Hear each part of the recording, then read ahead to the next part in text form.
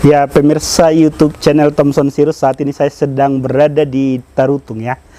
Ini Tarutung Kota Iman ini di Tapanuli Utara. Kota wisata rohani. Kota wisata rohani ya. Dan salah satu tokoh ya, orang Tarutung ini yang sukses di perantauan. Di samping saya ini ada Pak Erikson Sianipar.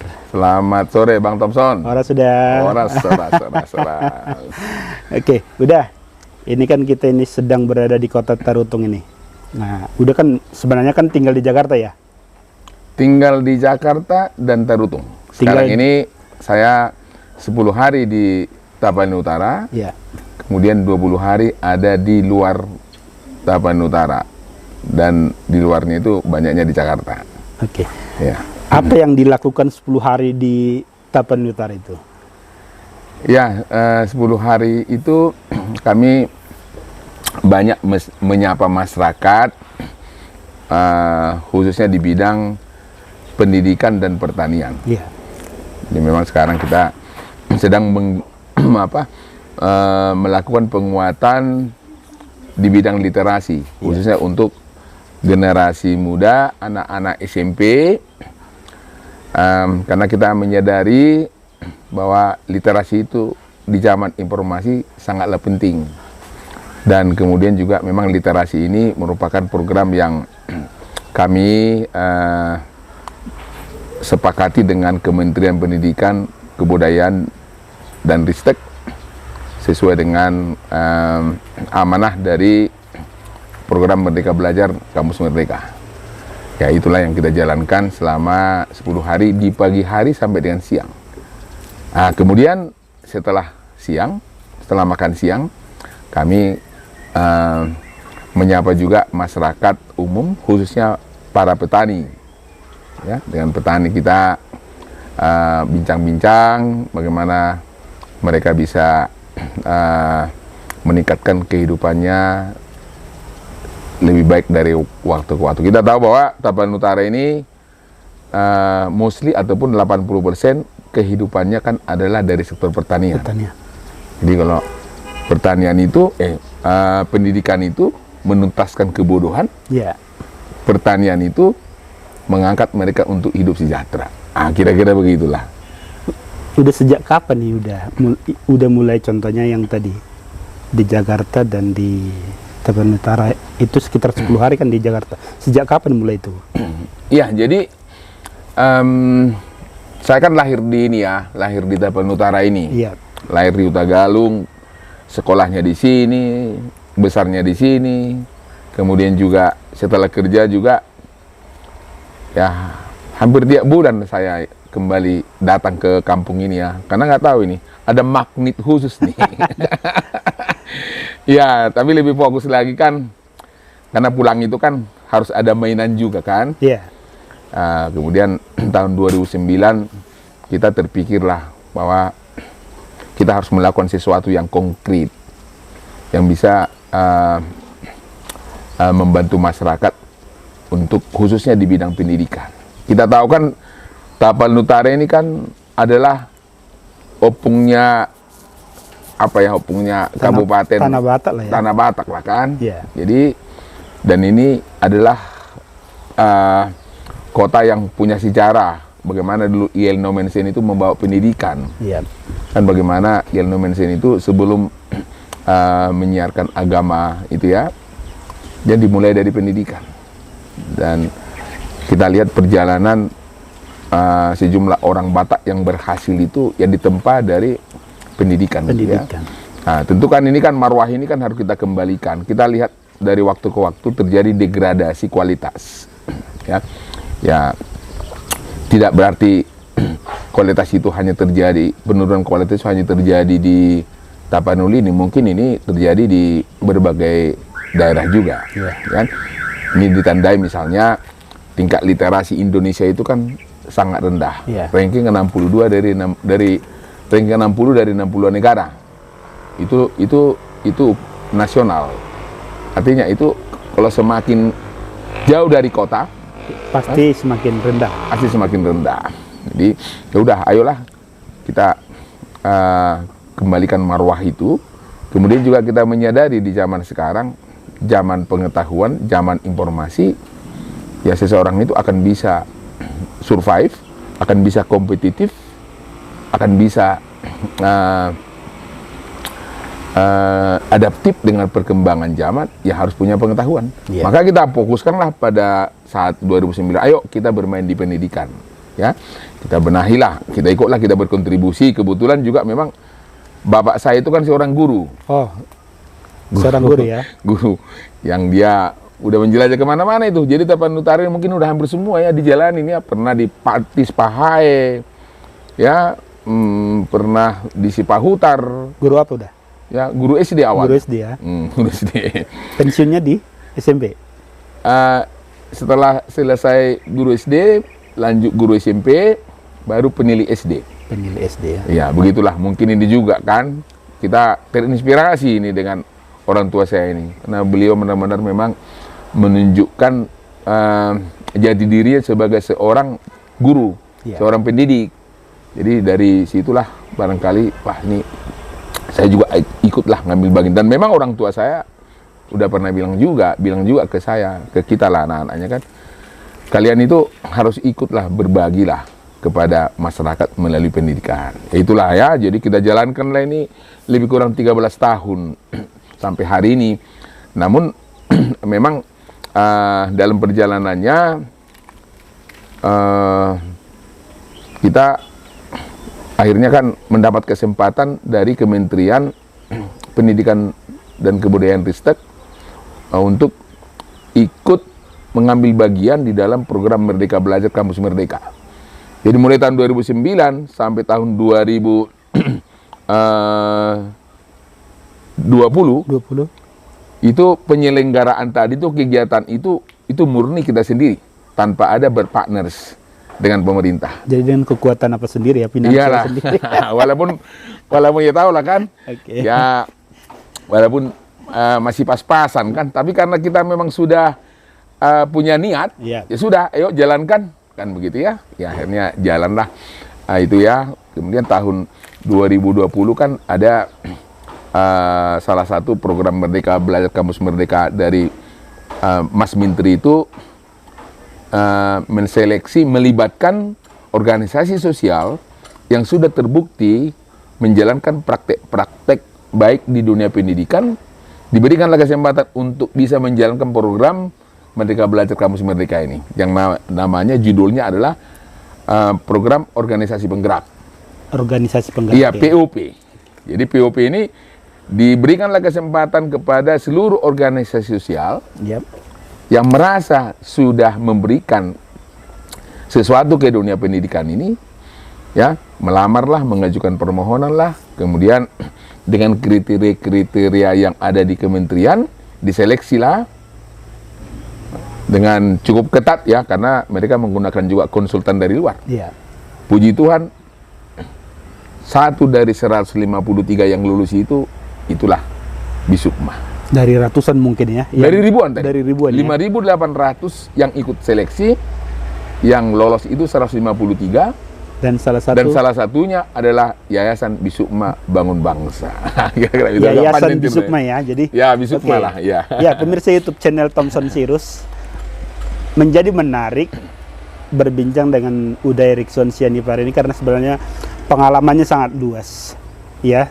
Pernah jadi direktur operasional ini di salah satu BUMN, nanti kita tanyakan BUMN apa. Pernah juga menjadi dosen, pengusaha, dan terakhir dia punya Yayasan Bisukma ya. Nah, mungkin pemirsa YouTube channel Thompson Sirus ini ya, karena follower saya berbeda dengan follower Uda Erikson, jadi mungkin belum banyak yang tahu. Jadi itu sebabnya saya sebenarnya terdorong ya untuk memperkenalkan Uda Erikson ini kepada para pengikut Thompson Sirus. Oke, udah. Tadi kan udah bicara tentang sampai ke Bisukma itu ya. Bisukma itu kan yayasan udah. Nah, ini sebenarnya bergerak di bidang apa? Ya, Bisukma fokusnya di pendidikan. Pendidikan aja? Pendidikan. Itu didirikan udah sejak kapan itu? Berdiri tahun 2009. Nah, jadi ini Bisukma ini sebenarnya ada dua ini, dua badan hukum nih. Ya. Tahun 2009 yang saya bangun itu adalah Lembaga Swadaya Masyarakat Bisukma. Oke. Jadi yang menyelenggarakan kegiatan yang saya katakan tadi itu tanpa dukungan dari pemerintah itu Ya. adalah LSM Bisukma. Bisukma saja namanya. Oke. Kan? Itu 2009 sampai tahun 2019. Kan begitu. Kemudian saya dirikan Yayasan Bisukma Bangun Bangsa tahun 2019. Kan? Itulah yang kerjasama dengan Kementerian. Kementerian Pendidikan. Tapi kan ini kan karena toh juga pendirinya sama, Ya. pemiliknya sama, hanya dianggap ini kan satu ini nih, satu kesatuan ini. Dianggap satu kesatuan padahal berbeda. Berbeda badan hukumnya, ya kan? Nah, itu sih. Oke, udah tadi kan udah saya perkenalkan bahwa udah kan sebenarnya banyak pengalaman ini, ya.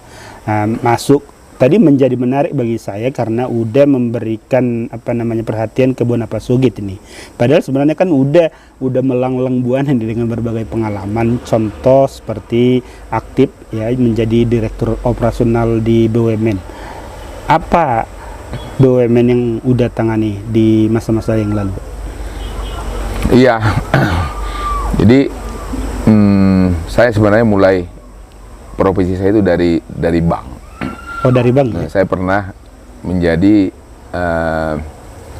pelayan lah di bank itu lebih kurang setahun, kan? Terus setelah itu saya masuk ke PT Telkom Ya. tahun 1991 dan saya berkarir sampai dengan 2020 ya. Iya.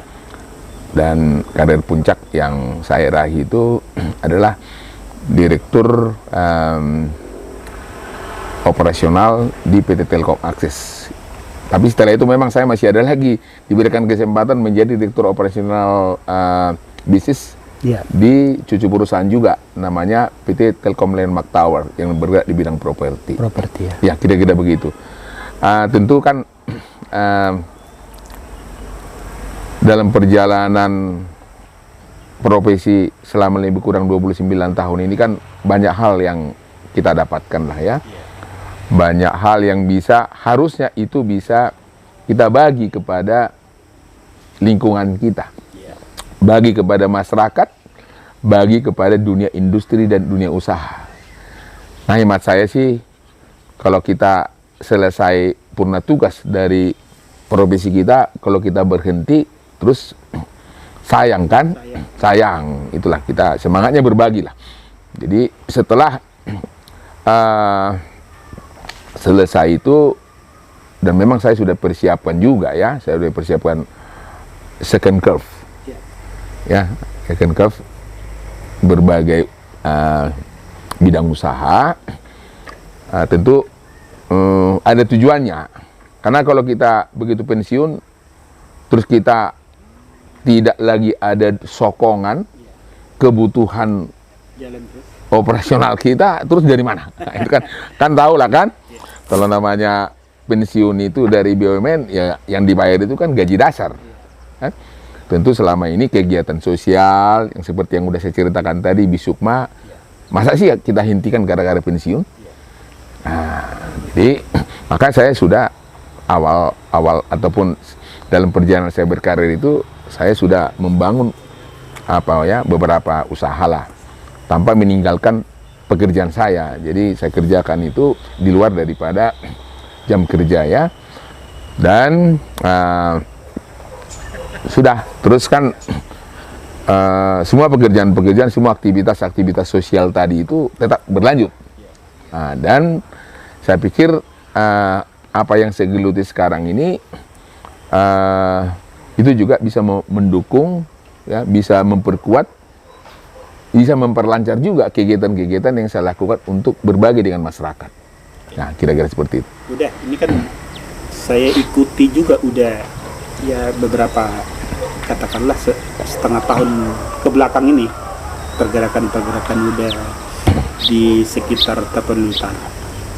Ternyata apa yang udah lakukan dari sejak 2009 itu saya lihat itu secara ya mungkin secara media sosial dulu ya, karena saya kan nggak ikuti pergerakan udah di secara fisik ya di Tapanuli Utara ini.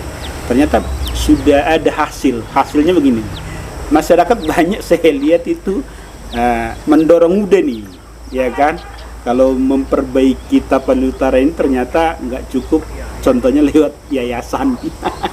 Ternyata udah didorong ini agar ya menjadi bupati atau mungkin ya ada katakanlah pejabat yang lain statusnya, karena mungkin dilihatnya hati Uda Erickson ya untuk Tapanuli Utara itu besar, mereka rasakan, terus pengalaman Uda ini panjang ternyata kan, dan ternyata itu banyak direkod masyarakat gitu loh. Di samping itu mereka melihat bahwa Uda punya kualitas untuk memperbaiki Tapanuli Utara. Apa yang Uda rasakan dari yang dorongan-dorongan masyarakat itu nyata nggak langsung itu yang udah hadapi? Apa hanya di medsos yang saya lihat udah? Ada nggak ketika masyarakat contohnya bertemu Uda, ya kan? Seperti apa harapan mereka? Ada nggak kira-kira yang udah tangkap? Ya ini ya, namanya di zaman informasi sekarang kan, zaman digital ini memang perjalanan setiap orang itu kan akan tertangkap dengan baik ya. Jejaknya akan tertangkap. Makanya disebut dengan jejak digital gitu kan. Kebetulan saya memang sangat dekat dengan medsos. Kan? Kenapa? Karena media yang paling cepat bisa menyampaikan informasi lewat media sosial. Kemudian kita tahu juga sekarang di zaman digital ini hampir semua orang kan sudah connect ke medsos. Jadi nggak perlu kita lagi teriak-teriak, demo-demo, harus kemana-mana menyampaikan ide kita, buah pikiran kita. Cukup kita buatkan aja narasinya di medsos. Apa yang kita pikirkan, apa yang kita rasakan, apa yang kita lakukan, sampaikan saja lewat medsos. Tentu masyarakat juga kan akan memverifikasi itu, akan mengkonfirmasi benar apa tidak. Tentu ketika misalnya kita bicara, kita melakukan sesuatu di daerah ini, kan itu kan terbuka itu. Ketika itu tidak benar, orang akan langsung meng-counter back. Nah, ya kira-kira begitu ininya ya. Saya pikir bagaimana kira-kira kalau masyarakat itu memiliki sikap. Ya memang tentu kan ketika kita melakukan sejumlah kegiatan, orang akan banyak berandai-andai. Ini juga namanya harapan. Di zaman di demokrasi yang sangat terbuka ini kan orang semakin pintar kan, semakin banyak juga makin punya kemampuan menginterpretasikan setiap apa yang kita omongkan, setiap apa yang kita tulis. Saya pikir ya mereka itu hak mereka kan, hak mereka. Jadi justru membantu memang ketika seseorang itu mau jadi apapun, jadi publik itu sudah dapat memberikan tanggapannya langsung, sudah dapat memberikan usulannya langsung. Ya kalaupun ada sekelompok orang bilang mau jadi ini, mau jadi itu, ada misalnya dorongan-dorongan kok, itu juga hak mereka lah kan. Tapi saya sekarang lebih fokusnya adalah bagaimana bisa ikut berkontribusi, berbagi kepada mereka ini, kepada masyarakat ini. Kita tahu nih, kita menghadapi sejumlah persoalan, kan? Persoalan yang saat ini dihadapi masyarakat, persoalan ekonomi, persoalan pendidikan, kan? Persoalan budaya sosial macam-macam. Ini kalau kita langsung bicara tentang politik, waduh ini saya pikir kurang agak menyentuh. Karena ada masanya juga kan. Ketika bicara mau jadi gubernur, jadi presiden, ada masanya. Ada jadi DPR, ada bupati, ada masanya kan. Ya, saya pernah ya kaget ketika saya jalan ke Surabaya tuh. Saya coba menggali seperti apa respon mereka terhadap politik. Dia bilang apa? Saya nggak ada bahas-bahas politik pada masa sekarang. Nanti ada itu pada saat pencoblosan aja saya tunjukkan bagaimana respon saya terhadap politik. Jadi jangan pula kita terlalu asik membicarakan politik sementara dapur kita belum beres. Kan anak-anak kita masih belum clear bagaimana sekolahnya, masa depannya. Kehidupan ekonomi kita juga masih perlu kita benahi. Kenapa bukan itu yang kita bahas? Ya, tapi kembali kepada tadi kan, masyarakat kan sudah juga kan punya media, masyarakat juga kan semakin mencermati. Ya biarkan saja lah itu mereka menyampaikan ide pemikirannya, yang pasti seperti saya kan niat memperbaiki dengan skala yang lebih besar, ya saya akan lakukan semaksimal mungkin semampu saya, kan begitu aja sebenarnya. Jadi itulah tentu kan dalam perjalanannya kami berusaha terus untuk memberikan yang terbaik lah selagi ada kesempatan, karena memang seperti yang saya sampaikan tadi bahwa pengalaman ketika bekerja di BUMN itu sangat relevan juga sebenarnya ketika pengalaman itu bisa kita aplikasikan kembali, katakanlah di pemerintahan misalnya, ataupun di usaha yang lain, kan begitu kan. Jadi saya sekarang misalnya usaha yang saya kelola, usaha yang kami kelola sekarang hampir tidak kesulitan saya mengelolanya, karena apa praktek-praktek baik yang ada di BUMN dilakukan di situ ya. Tinggal saya sebenarnya copy paste saja, itu sudah run. Tahu kan bahwa Telkom itu adalah perusahaan besar, perusahaan yang sudah listed di New York Exchange. Tentu cara mengelolanya juga sudah kelas internasional. Apalagi misalnya yang di bawahnya tentu lebih mudah kita kan. Tergantung kita sekarang bagaimana kita beradaptasi terus dengan situasi yang ada.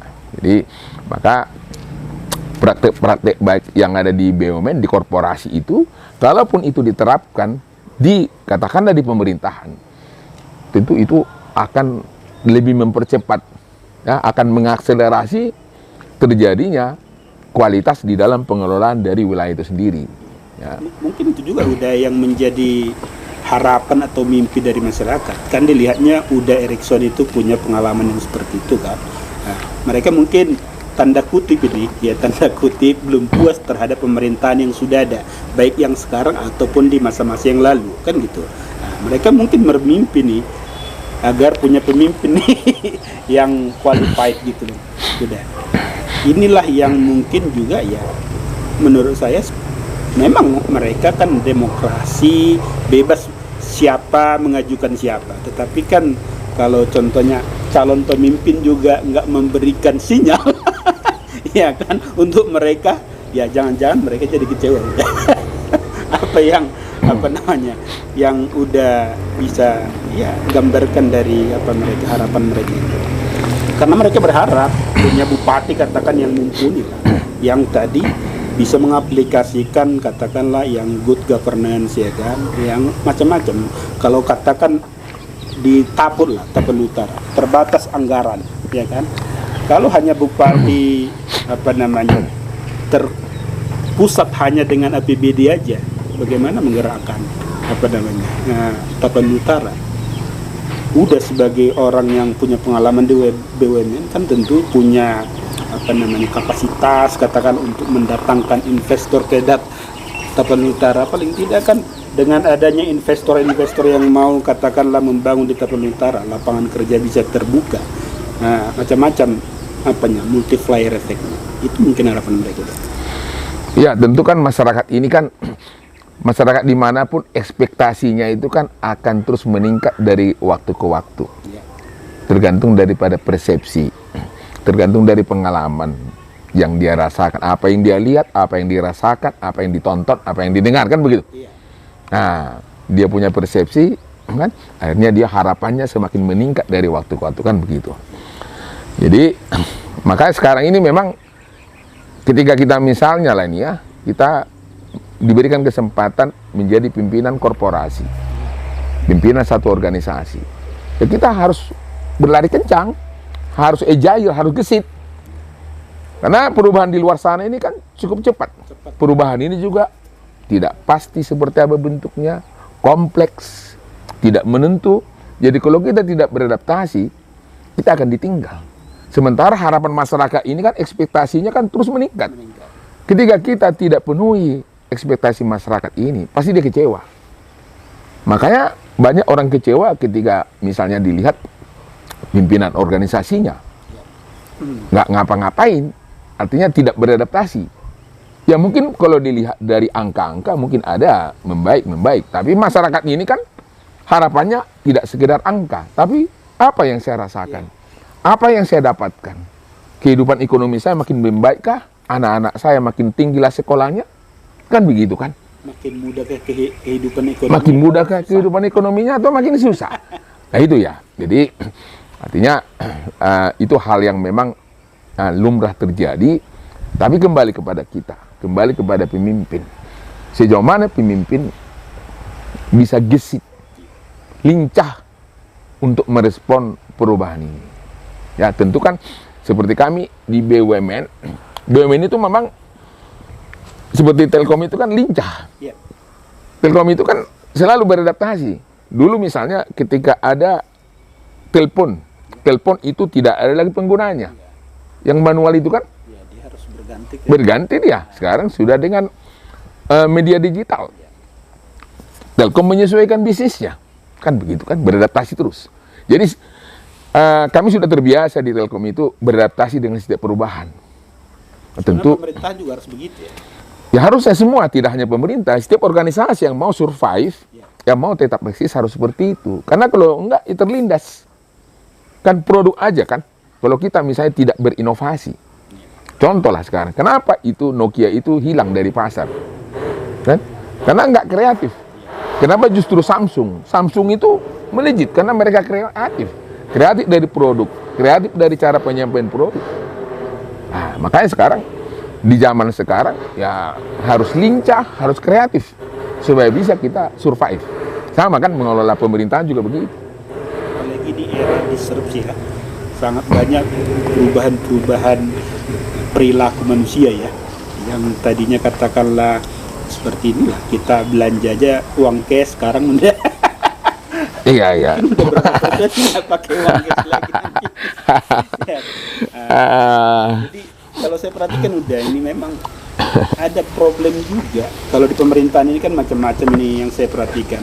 Bagaimana caranya udah di top level apa nih BUMN ini? Bagaimana caranya menggerakkan struktur organisasi, maksudnya SDM ini agar bisa mengikuti apa irama yang diinginkan oleh pemimpin. Soalnya kan kalau saya cek ya, saya beberapa apa namanya istilahnya kabupaten ini berkeliling lah sekitar Danau Toba ini. Saya lihat banyak yang dikeluhkan itu adalah sebenarnya SDM daripada ASN itu.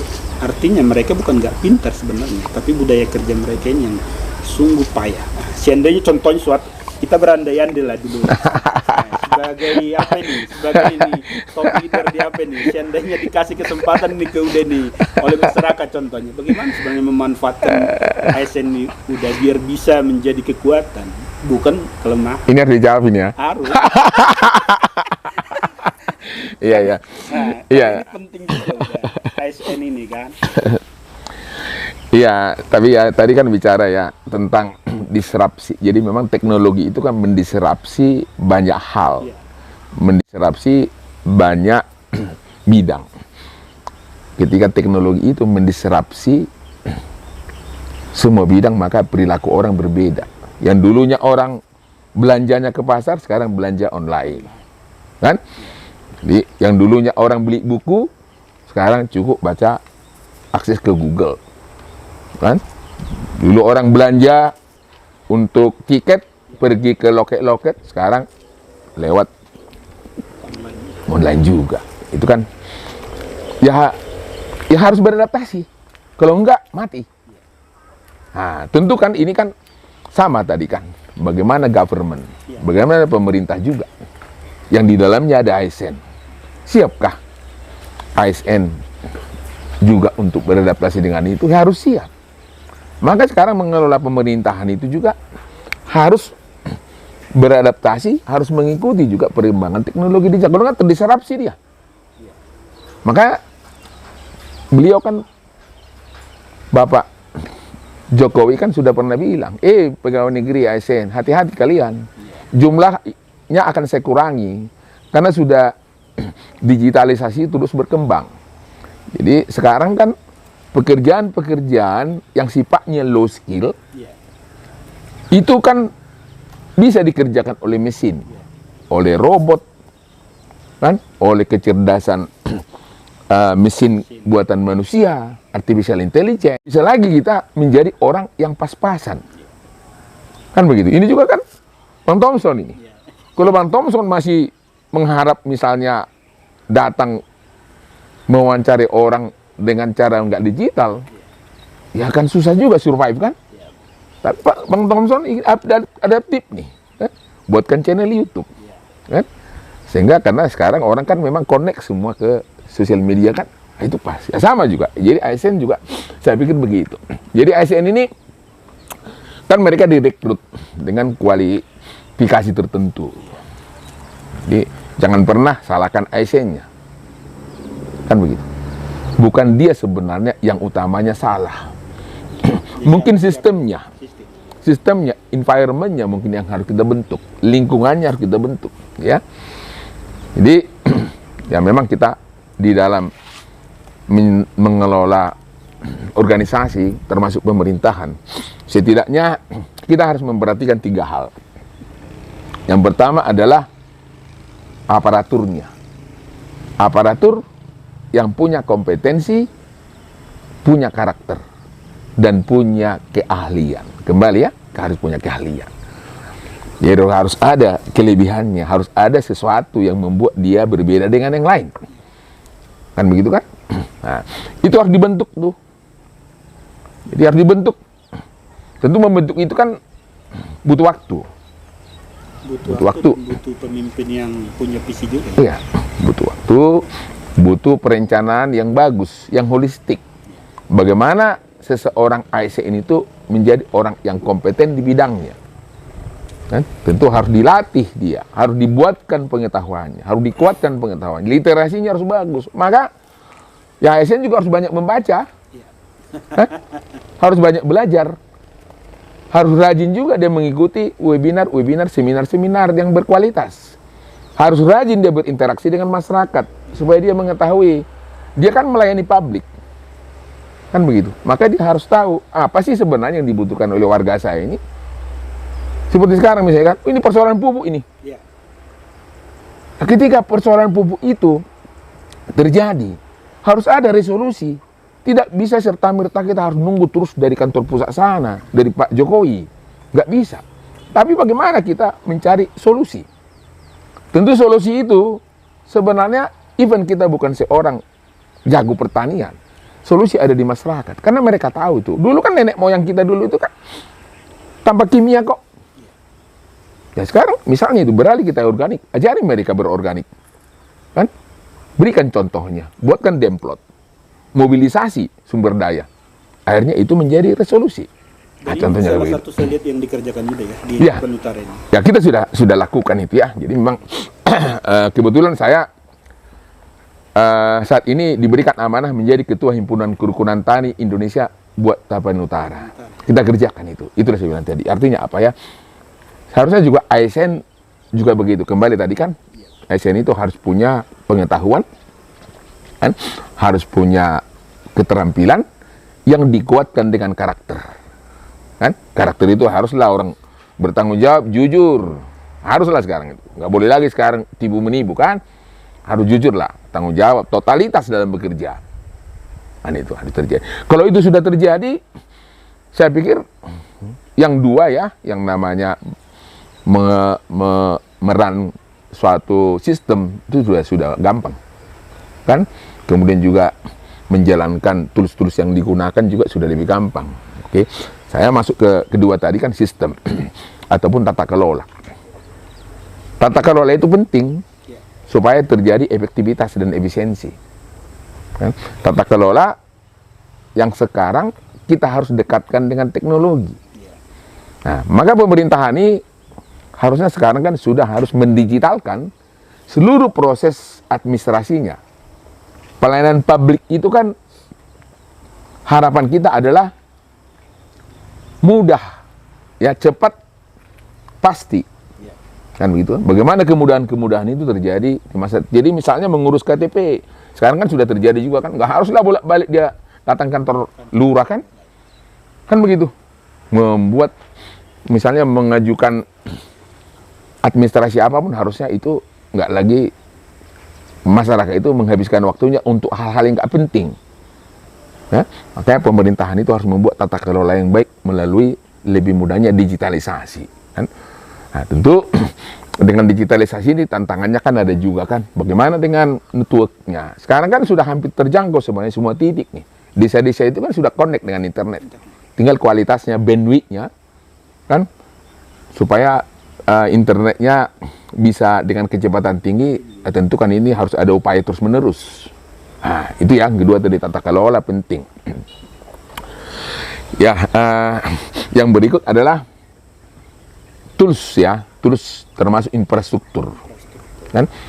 Ya, jadi ketika sudah ada internet tapi masih terbatas, maka tantangannya memang adalah toolsnya, kan? Kemudian juga infrastrukturnya. Jadi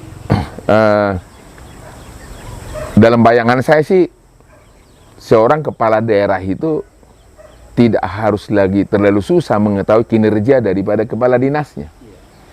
Tidak terlalu susah dia mengetahui kinerja camatnya. Tidak terlalu susah dia memonitor apa prestasi, apa kinerja dari kepala desanya. Tinggalkan buat indikatornya. Ya, developlah indikator, buatlah indikator-indikator yang mengukur kinerja layanan publik dari setiap level itu. Yang bagusnya tadi warna hijau, ya, yang sedang-sedang warna kuning, yang buruknya warna merah. Kan tinggal lihat ini. Jadi tinggal kita kan lihat siapa yang warna merah, kan? Jadi tanya, konseling, diberikan briefing, diberikan masukan supaya kinerja makin bagus. Masyarakat juga jadi lihat kan. Misalnya nih, kepala desanya berturut-turut, kan, dalam waktu 2 tahun merah terus. Berarti memang persoalan ini. Masalah ini, masyarakat juga jadi bisa menilai kan, nanti berarti kepala desanya saya udah nggak bagus lagi dia. Hingga terjadi kan keterbukaan itu ya. Ya, jadi tentu untuk mengelola 3 hal tadi itu kan harus juga memiliki budaya yang kuat, kan? Budaya yang kuat ini penting. Perilaku-perilaku positif apa yang dilakukan oleh ASN, termasuk oleh seorang leader. Tentu seorang leader itu harus menunjukkan dirinya sebagai seorang tauladan. Contoh. Kan? Ketika contoh itu benar, maka kemungkinan besar prakteknya itu benar. Kalau contoh sudah salah, pasti salah. Sedangkan benar saja belum tentu benar. Kemungkinan besar benar. Kan begitu. Maka risikonya ketika menjadi seorang pemimpin, seorang leader, pemimpin organisasi, pemerintahan, perusahaan, ya saya harus bisa berani bilang begini, contohlah saya. Maka seorang pemimpin itu nggak boleh sembarang lagi. Nggak boleh lagi tampil apa adanya. Harus lurus juga antara kata-katanya dengan perbuatannya. Dan harus dengan situlus, apalagi di pemerintahan kan, harus tulus ikhlas kita. Namanya juga kan melayani publik. Kan? Tidak boleh kita banyak agenda-agenda. Agendanya masyarakat.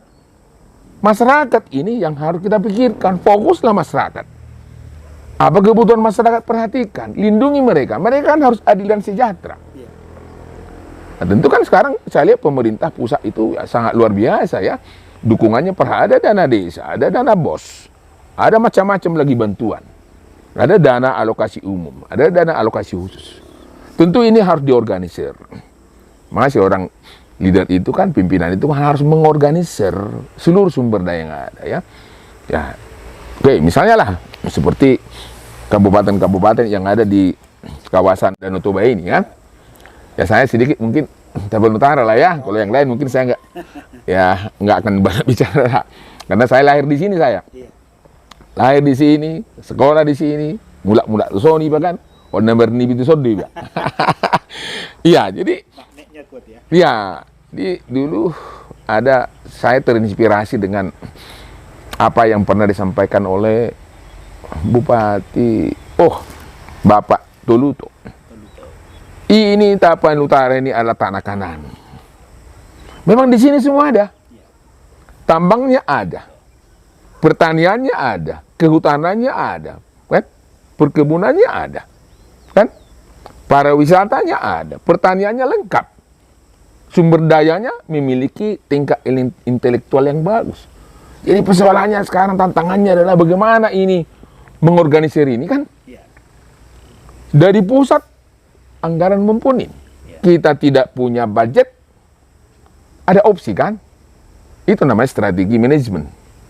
Ketika saya tidak punya sumber daya untuk mengorganisir dalam rangka mencapai tujuan, punya opsi dong.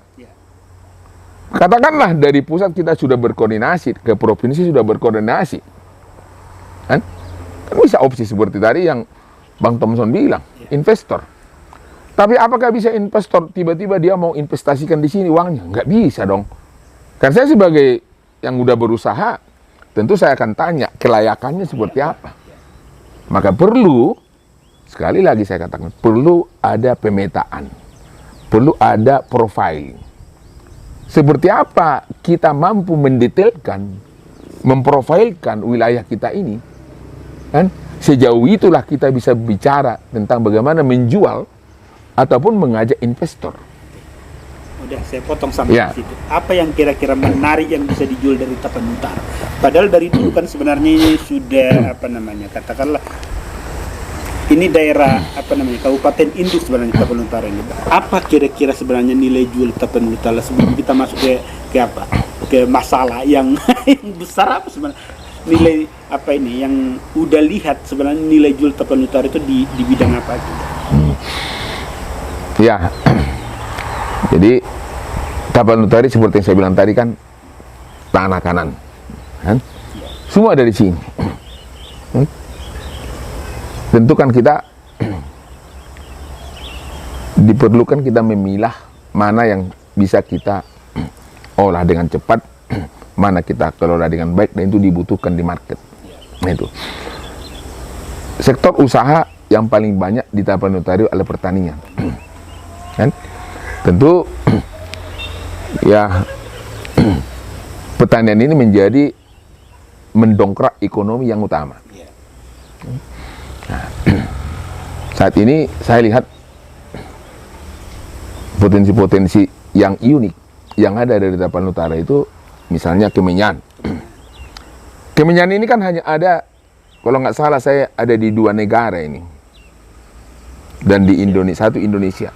Dan di Indonesia Tapanuli Raya, Tapanuli lah sebagai daerah yang memproduksi. Satu lagi ada daerah kecil di Afrika Selatan. Nah, ini kan bisa jadi unggulan kita sebenarnya. Dan ini dicari, dibutuhkan di berbagai negara. Ya, contoh lah, gitu ya, komoditas-komoditas yang ada. Kemudian juga di sini kita tahu kopi, juga hortikultura. Nah, jadi sebenarnya potensi-potensi dari pertanian ini bisa kita kelola dengan baik, tapi konsepnya sudah harus beda, kan? Pendekatannya sudah harus beda. Tidak bisa lagi kita sekarang mengelola komoditas ini, potensi ini berbasis subsistem, berbasis kepada hanya di satu sisi. Maka harus kita lihat dia dengan pendekatan hulu ke hilir, kan? Jadi kalau bahasa manajemennya disebut supply chain management. Harus kita kelola dengan baik ini, kan? Harus kita mantapkan di seluruh proses ini. Jangan sampai misalnya ketika hulunya kita perkuat, hilirnya nggak ada. Produksi kita itu bagus, tapi pasarnya nggak ada. Pasarnya yang bisa kita buka, tapi produksinya nggak ada. Nah, sesungguhnya di zaman sekarang kan tergantung kreativitas lah. Yang saya katakan tadi, di sini punya semua kok. Seperti nanas lah ya. Nanas juga sekarang saya lihat diekspor juga beda. Bisa. Jadi tergantung kita. Sekarang kan bisa berubah-ubah sebenarnya kan. Boleh aja nanas kita, maka kita bisa baca marketnya kan. Tadi Kemenyan ada market, nanas ada market, kopi ada market. Tapi kita pendekatannya harus holistik, harus supply chain manajemennya kita perbaiki, harus kita kelola. Supaya apa? Setiap produk kita ini memiliki nilai tambah. Jadi contoh lah kan, ketika bicara tentang Kemenyan misalnya, kita jangan hanya berorientasi ekspor bahan baku. Bahan baku doang ya. Nah, bagaimana supaya dia memiliki nilai tambah? Bagaimana kita supaya bisa memiliki nilai tambah? Tentu menghadirkan teknologi sehingga kita bisa proses dulu di sini. Artinya harus masuk ke industrinya ya. Nah, masuk ke industrinya. Ya, seperti itu mungkin. Jadi intinya adalah sejumlah potensi yang ada di Taputi ini seharusnya itu bisa dibuat mau jadi apapun sesuai kebutuhan market. Market kan di dunia sana ini kan berubah-ubah. Gantung kita bagaimana menyesuaikan. Kemudian juga yang kedua adalah bahwa tidak bisa lagi kita sebenarnya mengembangkan satu sektor saja. Nah, karena ini adalah pertanian, maka konsepnya harusnya pertanian itu pertanian terpadu, kan? Ya, jadi pertanian terpadu yang terintegrasi juga, yang terintegrasi juga ke bidang-bidang lain. Bisa jadi agrowisata juga. Ya bisa kan jadi agrowisata. Orang kan lahan pertanian kan bisa jadi agro. Seperti di Silindung inilah kan. Iya. Lahannya kan nggak luas-luas ini. Iya. Kan? Ya cukup bagaimana sebenarnya mendesain seperti di Jogja kan, di Bali itu kan. Tidak terlalu luas dia, tapi dia buat menjadi agrowisata. Dibuat di sana itu tempat ngopi-ngopi. Ngopi-ngopi di sawah. Ngopi di sawah. Kan? Banyak lah. Jadi saya pikir ya kembali tadi ya, memang harus punya konsep yang holistik. Nah, dengan cara begitulah kan sehingga ekonomi itu kan bisa bertumbuh karena sudah didesain dengan baik. Nah, dengan demikian kalau sudah punya konsep nih yang layak dijual, ini kan bisa kita datangkan investor. Saya punya begini-begini, tinggal kita misalnya keliling nih kemana-mana nih kan. Ya pertama garap dulu nih investor yang katakanlah orang-orang Batak ini kan banyak orang kaya ini. Yang lokal dulu ya. Lokal dulu lah. Ayo gini loh ada begini ya. Tawarkan kepada orang Batak yang berhasil itu yang punya uang kan. Dia akan datang dia. Kan begitu kan? Nah, kemudian kalau misalnya masih dipandang kurang ya melebar ke nasional, melebar ke luar negeri sana. Ya. Sebenarnya orang Batak juga punya kerinduan untuk membangun Buana Pasugit ya. Iya, pasti punya kerinduan. Cuman kan mereka itu mau bagaimana masuknya kan Iya. mungkin bertanya kan, gimana saya mau masuk? Atau kemudian pertanyaan lebih dalam lagi, kira-kira nanti kepastiannya bagaimana itu? Iya. Kan begitu? Jadi memang harus tersaji proposal ini. Ide ini harus disajikan dalam proposal yang layak dan harus teruji. Kan begitu? Teruji dari sisi mewujudkan proyeknya, teruji juga dari sisi nanti potensi kira-kira pasarnya seperti apa. Artinya berarti sebenarnya pemimpin juga harus memposisikan dirinya sekarang menjadi sales and marketing produk-produk yang ada di daerah itu. Iya, harusnya kan seperti itulah ya. Jadi kan begini, kalau kita amati bahwa APBD yang ada itu kan banyaknya kan mengurusi operasional gaji, kan? Jangan pernah berharap terjadi pertumbuhan, kan? Dari situ. Ya. Ya. Jadi harus ada yang kita gerakkan yang lain, yaitu partnership pembiayaan. Tentu kan ketika kita mau menggalang pembiayaan dari mana-mana ini kan dia nanya, saya mau usaha apa? Itulah tadi gunanya proposal, kan?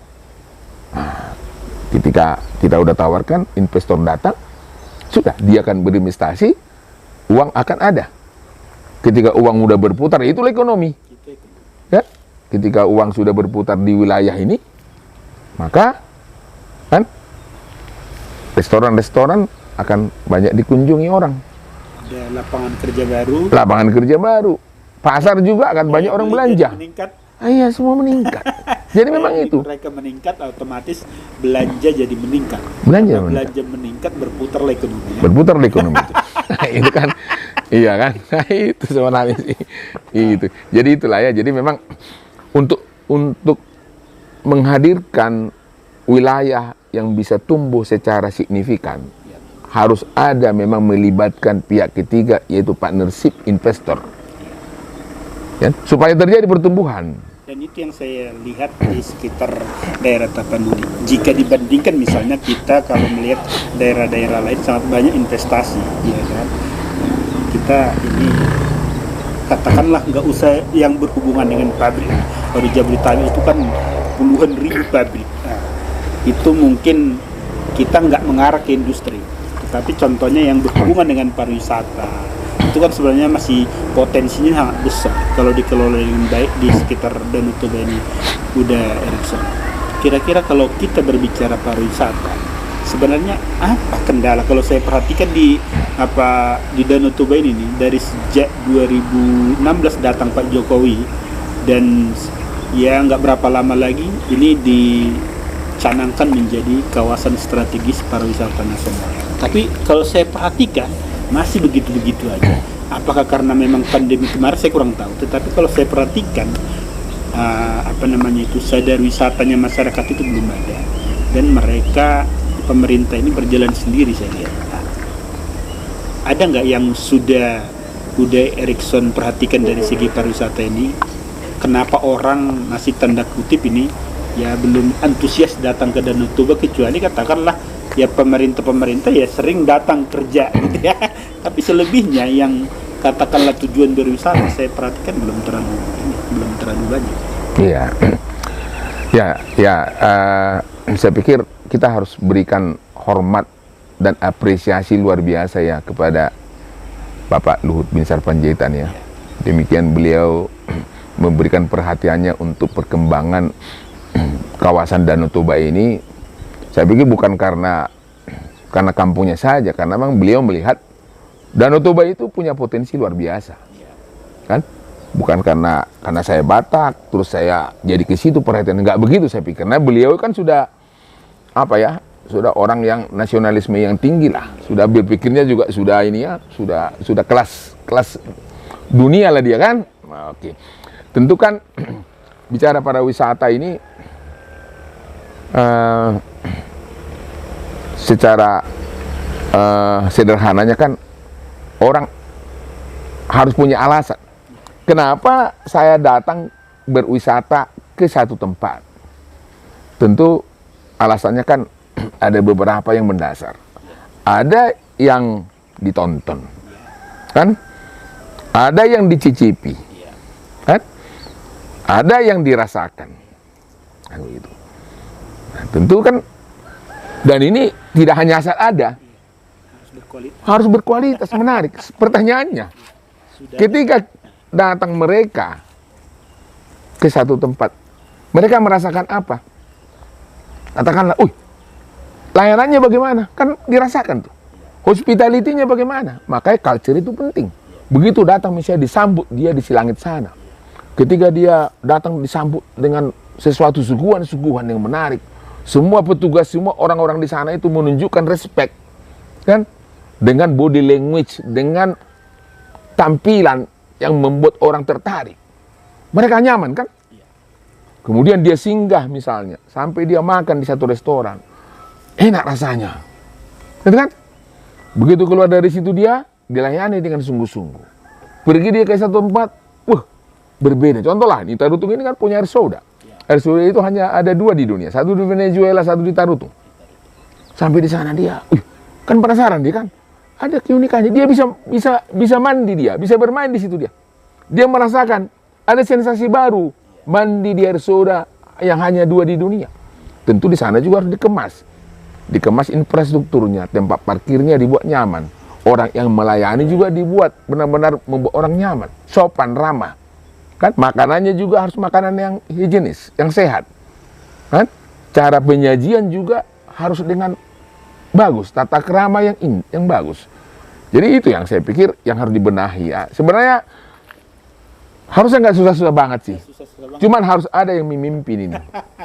Kembali tadi kan, peran leader sangat penting. Sejauh mana leader mengontrol, kan? Mengontrol hal-hal tadi itu. Kan tinggal sebenarnya mengkoordinir para pengusaha nih. Ayo para pengusaha, kita kumpul dulu lah. Kita biasa kan lakukan itu di Telkom. Stakeholder kita panggil. Kita kumpulkan data. Tentu mengumpulkan data juga kita harus juga beradaptasi dengan teknologi. Kan bisa kita tinggal pasang CCTV. Masuk data ke big data analitik. Kita evaluasi, kita lihat ini. seperti apa tingkat kebahagiaan orang, kegembiraan orang ketika masuk ke setiap wilayah. Kan bisa kita ukur tuh sekarang. Jadi kalau kita sekarang ada namanya itu kan facing recognition. Bisa kita ukur sebenarnya.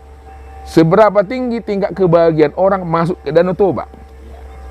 Begitu masuk ke Danau Toba, kan bisa di capture itu mukanya kan. Wow. Begitu datang, berapa persen tingkat kebahagiaan dia. Begitu pulang, berapa persen? Naik apa tidak? Jangan menurun. Jangan menurun. Artinya kan itulah yang saya katakan tadi. Jadi memang kembali kepada pemimpin, kan? Pemimpin. Dan begitu misalnya satu pemimpin wilayah dilihat melakonkan, mendemonstrasikan cara-cara seperti itu yang berpihak kepada melayani dengan sungguh-sungguh, meningkatkan kualitas layanan dengan baik, itu akan terjadi kinerja makin membaik. Kan begitu. Orang juga pengusaha akan lihat, wah, komandan saya aja begini, pimpinan wilayah saya aja bagus. Udah deh, dia ngikut pasti dia. Tapi kembali, apa yang saya katakan, saya kerjakan. Kan? Gitu. Jadi, saya pikir itu ya. Jadi tadi kembali yang utamanya sih leadership. Leadership ya. Leadership yang utama. Tapi leadership yang kreatif. Yang kreatif dan saya pikir kapasitasnya juga harus bagus. Ya, tentu begini. Jadi, kan kalau kapasitas itu sebenarnya kan itu akumulasi dari pengetahuan. Ketika pengetahuannya itu sudah mumpuni, pengalamannya sudah mumpuni, maka dia akan punya potensi kreatif. Kan begitu kan? Ketika dia kreatif, maka dia akan mendorong dia menjadi kompeten. Kan begitu kan? Karena banyaknya kita ngerti kan? Burang nata boto, wah saya agak ngerti bidang teknologi, ngerti bidang ekonomi, kan? Ngerti bidang sosial budaya, ngerti tentang macam-macam. Sehingga ketika ada masalah, sudah ada rujukan. Ditanya, konfirmasilah ke pikiran kita. Oh, ini jawabnya. Tapi kalau kita tidak punya pengetahuan, nggak punya pengalaman, mau kemana konfirmasi? Tanya anak buah terus. Dan itulah membuat stuck sebenarnya. Nah, itulah membuat stuck. Itu. Saya yakin udah 1 jam lebih ya. 1 jam lebih nggak terasa. Berbicara dengan Uda Eriksson Sianipar. Itu karena itu tadi kompetensinya luar biasa. Mungkin kalau saya lanjut ini perbincangan nggak habis-habis. Karena isinya sangat banyak. Tapi sebenarnya karena hostnya juga, pertanyaannya singkat tapi jawabnya harus panjang. Karena kalau nggak dijawab dengan panjang bisa dispute kan. Karena perbincangan ini sangat menarik, saya yakin kami akan berbincang di lain waktu. Kalau terlalu panjang juga habis waktu Anda untuk menonton. Dan yang tak kalah menarik adalah biar ada pertanyaan Anda lebih mendalam terhadap Uda Eriksson Sianipar ini, maka agak gantung dulu saya. Biar di lain waktu Anda penasaran. Jadi memang ini terbukti nih pembicaraan kami sangat cepat. Waktu lebih dari 1 jam nggak terasa. Masih sedikit saya gali ini sebenarnya masih lapis-lapis. Bagian dari sekian mungkin puluh sampai ratus lapis. Itulah nanti yang kita gali lagi di waktu-waktu yang akan datang dari Uda Eriksson. Uda Eriksson, seandainya ini bisa kita lakukan lebih panjang lagi, akan kita laksanakan. Iya, terima kasih Bang Thomson. Iya, kita sangat senang ini kita bisa berbincang-bincang, banyak hal lagi yang bisa kita eksplor. Ya, karena saya pikir berdiskusi penting. Ya. Dan itulah yang saya inginkan sebenarnya, banyak potensi-potensi dari kapasitas yang ada, termasuk tokoh-tokoh seperti Uda Eriksson yang harusnya didengar oleh pada masyarakat ya, terutama di Bona Pasugiti ini, agar mereka terbuka wawasannya bahwa sebenarnya peran leader untuk merubah suatu daerah. Kalau daerah ingin berubah, harusnya mereka mencari pemimpin yang mampu untuk merubah itu. Dan itulah mungkin yang bisa kita tangkap dari perbincangan ini. Mudah-mudahan pemirsa YouTube channel Thomson Sirus puas ya. Dan kalaupun belum puas, itu karena banyak pertanyaan Anda yang belum terjawab. bukan karena kualitas apa namanya penjelasan yang kurang puas, tetapi karena Anda ingin lebih lagi ingin mendengar dari Uda Erickson Sianipar. Oke? Saya Thomson Zero Siagian dan Uda Erickson Sianipar dari Tarutung ya, dari Erickson Sianipar Hub. Kami menyapa Anda dan Horas. Horas, terima kasih. Sehat kita selalu.